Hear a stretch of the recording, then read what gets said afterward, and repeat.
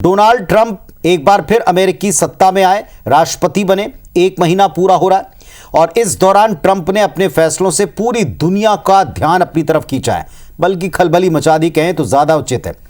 हाल ही में ट्रंप ने यूएसएड नाम की एक संस्था के बारे में कहा कि 182 करोड़ की फंडिंग वो दुनिया को देता है चुनाव को प्रभावित करने, और इसे वो रोकेंगे। इसी बात को जायज ठहराते हुए पूर्व राष्ट्रपति बाइडेन पर वे निशाना साधते नजर आए। भला उसका इंडिया से क्या कनेक्शन है, इंडियन चुनाव से उसकी क्या संभावनाएं जुड़ती हैं, इस पर घमासान क्यों मचा है, रिपोर्ट देखिए।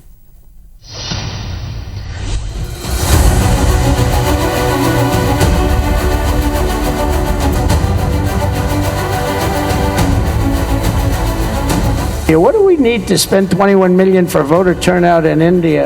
अमेरिकी राष्ट्रपति डोनाल्ड ट्रंप ने जब से भारत को यूएसएड की तरफ से दी जा रही 182 करोड़ की फंडिंग रोकी है, साथ ही भारत में आम चुनाव के नतीजों को प्रभावित करने की साजिश का दावा किया है, भारत में सियासी पारा चढ़ गया है। ट्रंप के दावे पर बीजेपी और कांग्रेस आमने सामने है। बीजेपी ने कांग्रेस सांसद राहुल गांधी पर पीएम मोदी को हराने के लिए विदेशी ताकतों का सहारा लेने का आरोप लगाया, तो वहीं कांग्रेस ने 2014 में बीजेपी को आम चुनाव में मिली जीत पर सवाल उठा दिए।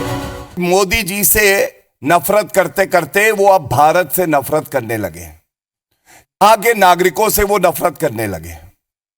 मोदी जी को वो अपनी क्षमता से, जो उनकी लोकप्रियता बची नहीं है, उससे हरा नहीं सकते, इसलिए विदेशी ताकतों का वो सहारा लेते हैं। 2012 में कहते हैं कि ये कोई करारनामा हुआ था, कुरैशी साहब जब मुख्य चुनाव आयुक्त थे, तो 2014 तो हम हार गए ना।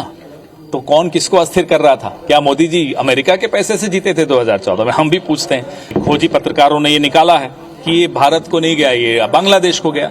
अब हम पूछ रहे हैं मोदी जी से कि अपने पड़ोस में लोकतंत्र को अस्थिर करने के लिए 21 मिलियन अमेरिका ने भेजा और आपको पता ही नहीं चला। कांग्रेस और बीजेपी में जहां इसे लेकर जुबानी जंग छिड़ी है, तो वहीं उपराष्ट्रपति जगदीप धनखड़ ने ट्रंप के खुलासे पर चिंता जताई और इसके पीछे जो भी शामिल हैं उन्हें बेनकाब करने पर जोर दिया। What has been revealed by President of the United States with full sense of responsibility?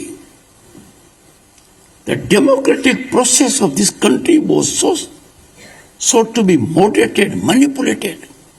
Chanakya नीति को अपनाना चाहिए, इसकी जड़ में जाना चाहिए, जड़ से नष्ट करना चाहिए, पता लगाना चाहिए वो कौन लोग हैं जिन्होंने इस प्रकार के आक्रमण को स्वीकार किया।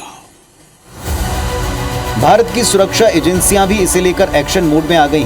विदेश मंत्रालय के मुताबिक इसकी जांच शुरू कर दी गई। जो हमारे यहाँ जो संस्थाएं हैं, जो मंत्रालय हैं, वो इस मुद्दे को देख रही है, और एक बार जब हम लोग को थोड़ा और इन्फॉर्मेशन मिलेगा तो उसके बाद जो है हम इस पे और कुछ आगे बोल सकते हैं।